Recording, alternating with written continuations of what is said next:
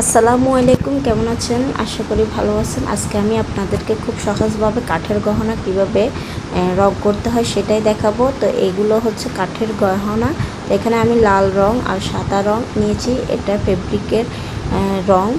তো এখানে তুলে নিয়েছি। তো আমরা ফেব্রিক দিয়ে কাজগুলো করে নেব। তো একদম সহজ কাঠের গহনা তৈরি করতে।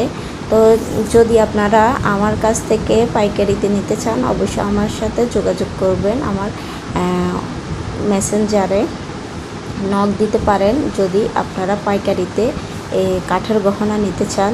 তো বিভিন্ন ধরনের ডিজাইন আমার পেজে আছে, যে কোনো ডিজাইন দেওয়া যাবে।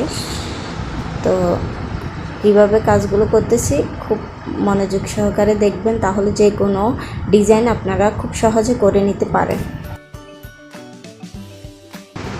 তো একই নিয়মে আমি আরও 3টা কাজ করে নেব। তো এখানে 2টা কানের দুল আর একটা হচ্ছে হাতের রিং। তো এভাবে আমরা করে নিয়েছি। আলোর কারণে কালারটা এরকম দেখা যাচ্ছে, কিন্তু বাস্তবে এটা অনেক সুন্দর হয়েছে। তো এবার শুকিয়ে যাওয়ার পর আমরা সাদা কালারটা করব, তার আগে করা যাবে না, তাহলে সাদাটা ভালোভাবে বসবে না। অবশ্যই শুকিয়ে যাওয়ার পরেই সাদার কাজটা করতে হবে।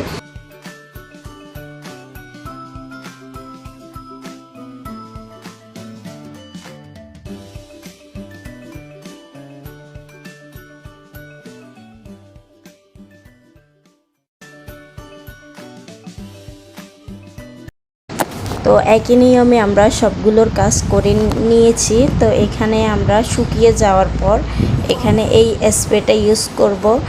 এটা শুধু ইউজ করা হয় কালারটা টিকসই করার জন্য আর কালারটাকে উজ্জ্বল করার জন্য। অনেক দিন টিকে এই স্প্রেটা ইউজ করলে। আর এই ঘামটা আমরা শুধু হাতের রিংয়ে আঠার মতো লাগার জন্য এটাকে ইউজ করব। শুধু এটার কাজে এটা লাগানো হয়। তো এভাবে লাগিয়ে নেব। এই আঠাটা যে কোনো মোবাইলের দোকানে আপনারা খুব সহজে পেয়ে যাবেন। তো এরপর আমি এখানে টার্সেল দড়ি সম্পূর্ণ সবগুলোর কাজ করে নেব। তো ভিডিওটা যদি আমার একটু ভালো লেগে থাকে, অবশ্যই লাইক কমেন্ট শেয়ার করে দিবেন আপনার ফ্রেন্ডের সাথে। তো এই তো আমার সম্পূর্ণ কাজ করা হয়ে গিয়েছে। তো আশা করি আপনাদের খুব ভালো লেগেছে। নতুন নতুন ভিডিও পেতে আমাদের পেজটা লাইক করে রাখবেন। আজকের মতো এই পর্যন্ত, দেখাবো অন্য কোনো ভিডিওতে। আল্লাহ হাফেজ।